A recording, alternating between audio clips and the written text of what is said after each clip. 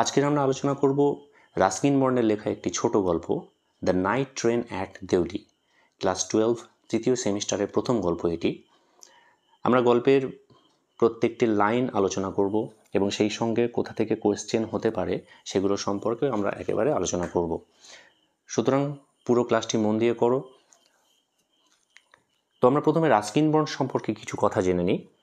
দেখো, Ruskin bond কিন্তু ছিলেন একজন অ্যাংলো ইন্ডিয়ান রাইটার, অর্থাৎ ব্রিটিশ বংশোদ্ভূত ভারতীয় লেখক।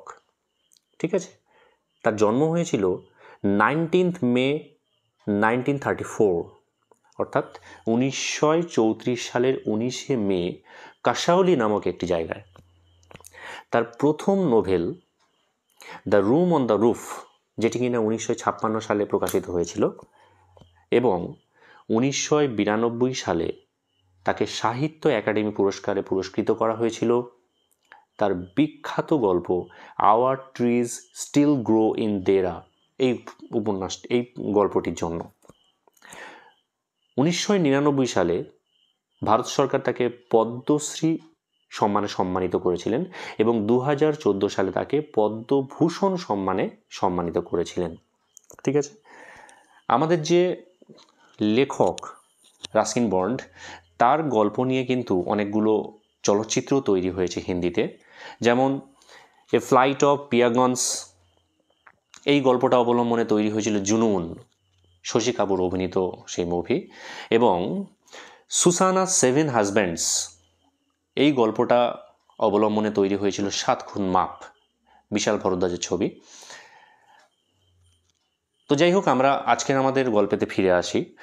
When I was at college, I used to spend my summer vacations in Dera. তো কি বলছে, when I was at college, অর্থাৎ আমাদের যে গল্পের ন্যারেটর তিনি কিন্তু একজন কলেজ স্টুডেন্ট, একটি কলেজে পড়েন। I used to spend my summer vacations in Dera। তাহলে আমাদের যে গল্পের ন্যারেটর, তার যে কলেজ যখন গরমকালে ছুটি পড়ে, সামার ভ্যাকেশন মিন্স গ্রীষ্মের ছুটি, গ্রীষ্মের ছুটি যখন পড়ে তখন সেই গ্রীষ্মের ছুটিটা কাটায় কোথায় না দেরাতে, মিন্স দেরাদুনে, at my grand mother's place, অর্থাৎ তার ঠাকুমার বাড়িতে। দেরাদুনে কে থাকতেন? আমাদের যে ন্যারেটর, তার ঠাকুমা থাকতেন। ঠিক আছে, তো তার ঠাকুমার বাড়িতে তিনি কিন্তু গরমের ছুটিটা কাটাতেন। এই প্রত্যেকটা জায়গা থেকে কোয়েশ্চেন আসতে পারে। I would leave the plains early in May and return in July, late in July। তো কি বলছে, I would leave the plains early in May, অর্থাৎ মে মাসের শুরুতে। আর্লি মানে কি, মে মাসের শুরুতে কিন্তু আমি সমতল ভূমি ছেড়ে চলে যাই, অর্থাৎ যে সময়টা অ্যাকচুয়ালি আমাদের গ্রীষ্মের ছুটি পড়ে স্কুল বা কলেজগুলোতে, তো সেই সময় সে প্লেন্স মানে সমতল ভূমি, অর্থাৎ যেখানটাতে তার কলেজ ছিল, তো সেখান থেকে সে মে মাসের প্রথম দিকে ছেড়ে চলে যায় এবং বাকি সময়টা দেরাদুনে কাটায় তার ঠাকুমার কাছে। এবং রিটার্ন লেট ইন জুলাই, তিনি ফিরে আসেন কখন? তিনি ফিরে আসেন কিন্তু জুলাই মাসের শেষের দিকে, লেট ইন জুলাই, অর্থাৎ জুলাই মাসের শেষের দিকে তিনি কিন্তু ফিরে আসেন, মানে আবার তার কলেজে ফিরে আসেন, তখন কলেজ খুলে যায়। Deoli was a small station about 30 miles from Dehra. আমাদের যে দেউলি, ঠিক আছে, যে গল্পের প্রেক্ষাপট, সেই দেউলি স্টেশনটা কি ছিল? এ স্মল স্টেশন, একটি ছোট্ট স্টেশন, অ্যাবাউট 30 মাইলস ফ্রম দেরা, অর্থাৎ এখান থেকেও কোয়েশ্চেন আসতে পারে, দেরাদুন থেকে কিন্তু 30 মাইল দূরে অবস্থিত ছিল। ঠিক আছে, it mark the beginning of the heavy jungles of the Indian Terai. এটিকে চিহ্নিত করা হয়েছে, মার্কড মানে চিহ্নিত করা হয়েছে, the beginning of the heavy jungles, অর্থাৎ হেভি মানে কি, এখানটায় ঘন, এখান থেকেই কিন্তু ঘন জঙ্গলের শুরু হয়েছে। বিগিনিং মানে শুরু হয়েছে, শুরু হওয়া, ঘন জঙ্গল শুরু হয়েছে of the Indian Terai, means Terai, অর্থাৎ ভারতীয় যে তরাই বনভূমি, সেটা কিন্তু এখান থেকেই শুরু হয়েছে। প্রথম 4 লাইন আশা করি সবাই বুঝতে পেরেছ। চলে এসো পরে। The train would reach Deoli at about 5 in the morning। Question আসবে, অর্থাৎ যে ট্রেনটি তে করে ন্যারেটর যাচ্ছিল সেটি দেউলিতে কটার সময় উড রিচ মানে পৌঁছতো। ঠিক আছে, যে কোনো যে ট্রেনগুলো যেত সেটা কিন্তু ভোর 5টার সময়, সকাল বা ভোরবেলা 5টার সময় কিন্তু দেউলি স্টেশনে পৌঁছতো। when the station would be dimly lit with electric bulbs and oil lamps. আর তখন হয়তো সূর্যের আলো সবে সবে প্রস্ফুটিত হচ্ছে এবং দেখা যাচ্ছে যে স্টেশনের যে ইলেকট্রিক পোস্টগুলো রয়েছে সেখানে বাল্বগুলো সেগুলো কিন্তু তখনও সব নিভে যায়নি, সেগুলো ডিমলি লিট মানে ফিকে হয়ে জ্বলছে, অ্যান্ড অয়েল ল্যাম্পস এবং সেখানে কিন্তু কিছু তেলের বাতিও জ্বলছে। And the jungle across the railway tracks would just be visible in the faint light of dawn.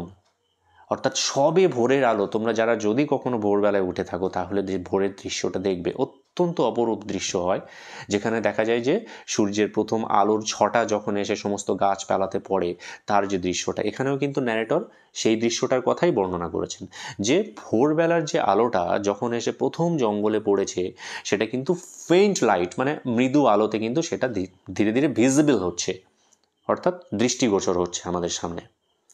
Devli had only lone platform, an office for the station master and a waiting room. অর্থাৎ দেউলি স্টেশনে গেলে তুমি কি কি দেখতে পাবে? Only loan platform মানে একটাই মাত্র প্ল্যাটফর্ম সেখানে রয়েছে, an office for the station master অর্থাৎ স্টেশন মাস্টারের জন্য একটা অফিস রুম বা কার্যালয় রয়েছে, অ্যান্ড এ ওয়েটিং রুম এবং একটি অপেক্ষালয় রয়েছে যেখানটায় যাত্রীরা অপেক্ষা করবে। ঠিক আছে, the platform boasted a tea stall, এর পাশাপাশি সেই প্ল্যাটফর্মের বোস্টেড, এখানে বোস্টেড কথাটা ভার্ব হিসেবে ব্যবহার করা হয়েছে, তো মানে কি অহংকার বা গর্ব, অর্থাৎ সেই স্টেশনের গর্ব হচ্ছে একটি চায়ের দোকান, এ ফ্রুট ভেন্ডার একটি ফলের দোকান, অ্যান্ড এ ফিউ স্ট্রে ডগস এবং কিছু রাস্তার কুকুর সেখানে ঘুরে বেড়াচ্ছে। ঠিক আছে, 2-4টে কুকুর স্টেশনে দেখবে যেমন ঘুরে বেড়ায়, তো সেখানে কিছু ঘুরে বেড়াচ্ছে, নট মাচ এলস, আর খুব বেশি কিছু সেখানে আর নেই। Because the train stop there only for 10 minutes. এখান থেকে কোয়েশ্চেন আসবে কিন্তু, ট্রেনটি দেউলি স্টেশনে কতক্ষণের জন্য দাঁড়ায়? মাত্র 10 মিনিটের জন্য, before rushing on into the forest, অর্থাৎ আবার সে কিন্তু জঙ্গলের মধ্যে দিয়ে জঙ্গলের বুক চিরে আবার হু হু করে দৌড়ে চলে যায়। Why it stopped at Deoli, তাহলে এখন প্রশ্ন হচ্ছে যে সেখানে যখন এত আমাদের যে ব্যস্ততা নেই সেই স্টেশনের মধ্যে, তাহলে ট্রেনটা দেউলি স্টেশনে থামছে কেন, সেখানে দাঁড়ায় কেন? I don't know. ন্যারেটর কি বলছে যে আমি জানি না যে কী কারণে ওখানে ট্রেনটা দাঁড়ায়। নাথিং এভার হ্যাপেন্ড দেয়ার, সেখানে তো উল্লেখযোগ্য ঘটনা কখনো কোনো কিছুই ঘটেনি। Nobody got off the train and nobody got in, অর্থাৎ ট্রেন থেকে কেউ কখনো নামতেও দেখা যায়নি সেই স্টেশনে, আর কাউকে কখনো উঠতেও দেখা যায়নি সেই স্টেশন থেকে। There were never any coolies on the platform, এর পাশাপাশি সেই প্ল্যাটফর্মে কিন্তু কখনো কোনো কুলিরও দেখা মেলেনি। যাত্রী থাকলে তবে তো কুলি থাকবে, কুলিরা নয়তো মালপত্রটা কার মালপত্র বয়ে নিয়ে যাবে, তো সেই স্টেশনে কিন্তু কখনো কোনো কুলিদেরও দেখা যায়নি। But the train would halt there a full 10 minutes, কিন্তু ট্রেনটা কিন্তু একটা পূর্ণ 10 মিনিট সময় সেখানে দাঁড়াতো। And then a bell would sound, the guard would blow his whistles, and presently Deoli would be left behind and forgotten. তারপরে কি হবে? দ্য বেল উড সাউন্ড অর্থাৎ ঘন্টা বেজে উঠবে, the guard would blow his whistle তারপরে গার্ড তার বাঁশিটা বাজিয়ে দেবে, and presently Deoli would be left behind and forgotten. এবং বর্তমানে আমরা যে দেউলি স্টেশনে দাঁড়িয়ে আছি সেটাকে আমরা পিছনে ফেলে রেখে আবার এগিয়ে যাব এবং ধীরে ধীরে সেটা আমাদের বিস্মৃতিতে চলে যাবে, আমরা সেটাকে ভুলে যাব। ঠিক আছে, I used to wonder what happened in Deoli, আমি প্রায়ই এটা ভেবে আশ্চর্য হয়ে যাই যে দেউলিতে কি হয়েছে, কি ঘটেছে বিহাইন্ড দ্য স্টেশন ওয়ালস, অর্থাৎ স্টেশনের ওই দেয়ালের পিছনে এমন কি ঘটেছে। দেউলি স্টেশনটা কেন জানি না আমাকে বারবার করে মন থেকে একটু টানতো। ঠিক আছে, I always felt sorry for that lonely little platform, এবং প্রায়ই আমি খুব দুঃখ পেতাম for that lonely little platform, এই যে নির্জন ছোট্ট প্ল্যাটফর্মটা, সেটা দেখে আমার মনটা কেমন যেন একটু হু হু করতো। ঠিক আছে, একটু মন কেমন করতো। And for the place that nobody wanted to visit, এবং এই জায়গাটা যেটা কিনা কেউ কখনো বেড়াতে আসে না, কেউ কখনো এই স্টেশনে নামে না, তো সেটার জন্য আমার একটু মন খারাপ করতো। I decided one day that I would get off the train at Deoli, যে একদিন আমি কিন্তু এই দেউলি স্টেশনে নামবো। গেট অফ মানে স্টেশন নামা, train, get off the train at Deoli, অর্থাৎ দেউলিতে আমি নামবো, and spend the day there, এবং সারাটা দিন কিন্তু আমি সেখানে কাটাবো, just to please the town, শুধুমাত্র শহরটিকে খুশি করার জন্য। ঠিক আছে, তো যাই হোক, আই ওয়াজ 18, আমার তখন কিন্তু 18 বছর বয়স, অর্থাৎ ন্যারেটর কিন্তু সবে কলেজে প্রবেশ করেছে। ভিজিটিং মাই গ্র্যান্ড মাদার, এবং আমি আমার ঠাকুমার সঙ্গে দেখা করতে যাচ্ছি। And the night train stopped at Deoli, এবং সেই দিনও কিন্তু সেই রাতের ট্রেনটা দেউলি স্টেশনে দাঁড়িয়েছিল। A girl came down the platform selling baskets, অর্থাৎ এখান থেকেও কোয়েশ্চেন আসবে, একটি বালিকা সেই প্ল্যাটফর্ম দিয়ে হেঁটে হেঁটে আসছিল, এবং সেলিং বাস্কেটস, অর্থাৎ সেই বালিকাটা কিন্তু ঝুড়ি বিক্রি করছিল। ইট ওয়াজ এ কোল্ড মর্নিং, সকালটা কেমন ছিল? দেখো এরকম ছোট ছোট কিন্তু কোয়েশ্চেন আসবে। ইট ওয়াজ এ কোল্ড মর্নিং, এটা ছিল একটু শীতের সকাল। And the girl had a shawl thrown across her shoulders, এবং বালিকাটি কি করেছিল? তার কাঁধের উপরে একটা শাল ফেলে রেখেছিল। ঠিক আছে, thrown across her shoulders.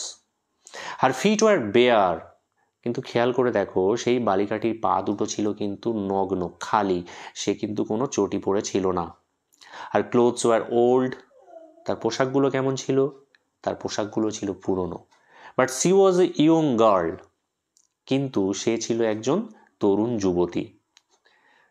Walking gracefully with dignity, এবং সে কিন্তু অত্যন্ত শৃঙ্খলার সাথে, গ্রেসফুলি মানে অত্যন্ত শৃঙ্খলার সাথে সে কিন্তু হেঁটে হেঁটে আসছিল। উইথ ডিগনিটি মানে আত্মমর্যাদার সাথে, সম্ভ্রমের সাথে সে কিন্তু হেঁটে হেঁটে আসছিল। When she came to my window, অর্থাৎ সেই বালিকাটি যখন আমার জানালার কাছে এলো, সি স্টপড, সে সেখানে থামলো। আচ্ছা বলো তো এখানে কি ক্লজ ইউজ হয়েছে এই লাইনটার মধ্যে? When she came to my window C stopped, তোমাদের উদ্দেশ্যে প্রশ্ন থাকলো, তোমরা কমেন্টে কিন্তু অবশ্যই জানিও। ঠিক আছে, she saw that I was looking at her intently, সে কি দেখলো? যে I was looking at her, কোন টেন্স ইউজ হয়েছে? দেখো I was looking, past continuous tense. ঠিক আছে, অ্যাট হার ইন্টেন্টলি, ইন্টেন্টলি মানে কি? গভীর মনোযোগ সহকারে। ঠিক আছে, সে দেখলো কি? আমি গভীর মনোযোগ সহকারে তার দিকে তাকিয়ে রয়েছি। এখানটায় একটা কিন্তু ক্লজ ইউজ হয়েছে। কি ক্লজ? তাহলে সি স, দেখো she saw that I was looking at her intently, তাহলে এটা কিন্তু নাউন ক্লজ ইউজ হয়েছে, কারণ এই যে স ভার্ব এর অবজেক্ট হিসেবে কিন্তু বাকি ক্লজটা ব্যবহার হয়েছে। ঠিক আছে, আমি ক্লজ সম্পর্কে কোনো একটা ক্লাসে তোমাদেরকে বিশদে জানিয়ে দেব। But at first she pretended not to notice, কিন্তু প্রথমে সে এমন একটা প্রিটেন্ডেড, বলো তো প্রিটেন্ডেডের নাউন ফর্ম কি হবে? প্রিটেনশন। ঠিক আছে, at first she pretended not to notice, মানে প্রথমে সে এমন একটা ভান করলো যে সে যেন আমাকে দেখতে পায়নি। ঠিক আছে, মানে বলতে পারো যে একটা দেখেও না দেখার ভান করা। সি হ্যাড এ পেল স্কিন, অর্থাৎ তার যে স্কিনটা সেটা ছিল কিন্তু বিবর্ণ, ফ্যাকাশে। Set off by shiny black hair, এবং তার যে চেহারাটা, তার যে সৌন্দর্যটা সেটাকে যেন ট্রিগার করে দিয়েছে। সেট অফ মানে একটু বাড়িয়ে দেওয়া, সেটা কিন্তু বাড়িয়ে দিয়েছে তার শাইনি ব্ল্যাক হেয়ার, তার চকচকে কালো চুল, উজ্জ্বল কালো চুল, অ্যান্ড ডার্ক ট্রাভেলড আইজ, এবং উদ্বিগ্ন কালো চোখ জোড়া। ঠিক আছে, ট্রাভেলড আইজ, ট্রাভেলটা এখানটায় কিন্তু পার্টিসিপেল অ্যাডজেক্টিভ হিসেবে ইউজ হয়েছে। আইজ নাউন, তার অ্যাডজেক্টিভ হিসেবে ব্যবহার হয়েছে ট্রাভেলড কথাটা। তাহলে ডার্ক ট্রাভেলড আইজ, অর্থাৎ তার কালো উদ্বিগ্নতায় ভরা চোখ দুটো। ঠিক আছে, and then those eyes searching and eloquent met mine, এবং তারপরে ওই চোখ জোড়া যেন সেটা অনুসন্ধানী, সার্চিং মানে যেন সে কিছু একটা খুঁজে বেড়াচ্ছে। অ্যান্ড এলোকুয়েন্ট মানে কি? অর্থবহ, তার মধ্যে কিন্তু একটা অর্থ রয়েছে। মেট মাইন, আমার সঙ্গে সাক্ষাৎ হলো। এই যে মাইন, এটা কিন্তু possessive pronoun.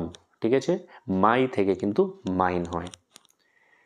C stood by my window for some time, সে কিন্তু আমার জানালার সামনে কিছুক্ষণ দাঁড়িয়েছিল। And neither of us said anything, এবং আমাদের কেউ কিন্তু কোনো কথা বলেনি। দুজনেই হয়তো কিছুক্ষণ নীরবে থাকলাম, অর্থাৎ কি বলবো, আমার কি বলা উচিত সেটা আমিও বুঝে উঠতে পারছিলাম, আর সেই মহিলাটি সেও যে কি বলবে বা কিভাবে আমাদের মধ্যে কথোপকথনটা শুরু হবে সেটাও কিন্তু সেও বুঝে উঠতে পারেনি। তাই আমরা দুজনেই কিন্তু কিছুক্ষণ নীরবে রইলাম। But when she moved on, কিন্তু যখন সে আবার চলতে শুরু করলো, I found myself leaving my seat and going to the carriage door. আমি নিজের অজান্তেই বুঝতে পারলাম না যে আমি আমার নিজের সিট ছেড়ে উঠে কখন যে আমার কামরার দরজার কাছে গিয়ে পৌঁছেছি আমি নিজেই বুঝতে পারিনি।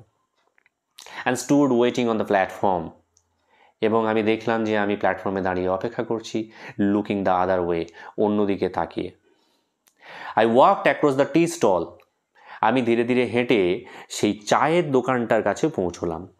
এ kettle was boiling over on a small fire. আমি কি দেখলাম যে একটা কেটলি ওয়াজ বয়লিং, বলো তো কোন tense?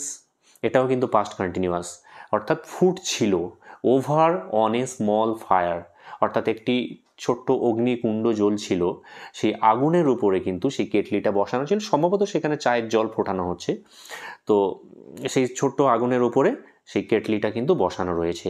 But the owner of the stall was busy, ঠিক আছে, the owner of the stall was busy serving tea somewhere on the train, অর্থাৎ ট্রেন ঢুকেছে, প্ল্যাটফর্মে তো কোনো মানুষজন অতটা নেই, সুতরাং ট্রেনের জানালায় জানালায় হয়তো সেই মানে যে চা দোকানের যে মালিক সে কিনা তার চাটা বিক্রি করছে, ঠিক আছে, সেই চাটা নিয়ে হয়তো কেটলি করে নিয়ে জানালার কাছে গিয়ে সবাইকে জিজ্ঞেস করছে যে চা খাবে কি না, বা তাদের কাছে বিক্রি করছে, ঠিক আছে। তো serving tea somewhere on the train, অর্থাৎ ট্রেনের কোথাও গিয়ে বিক্রি করছে।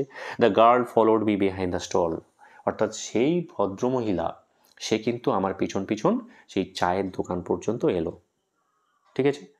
Do you want to buy a basket, she asked. সে আমাকে প্রশ্ন, দেখো এখান থেকে কিন্তু ন্যারেশন আসবে, ঠিক আছে। Do you want to buy a basket, সে তখন আমাকে জিজ্ঞেস করলো যে তুমি কি একটা ঝুড়ি কিনতে চাও? They are very strong, made of finest cane. সেগুলো কিন্তু মানে ওই যে দে বলতে এখানে কোনটা, দে বলতে কিন্তু বাস্কেটগুলোর কথা বোঝানো হয়েছে। এই বাস্কেটগুলো কিন্তু খুব শক্তপোক্ত, মেড অফ ফাইনেস্ট কেন, কেন মানে কি বেত, ঠিক আছে, অর্থাৎ এই ঝুড়িগুলো কিন্তু বেতের তৈরি। আচ্ছা, আমাদের আজকের ক্লাসটা এই পর্যন্ত থাক, আমরা নেক্সট ক্লাসে আবার এরপর থেকে আলোচনা করব। যদি ভিডিওটা সত্যিই কোনো উপকারে লেগে থাকে তাহলে প্লিজ একটু লাইক করে দিও এবং চ্যানেলটিকে সাবস্ক্রাইব করে নিও।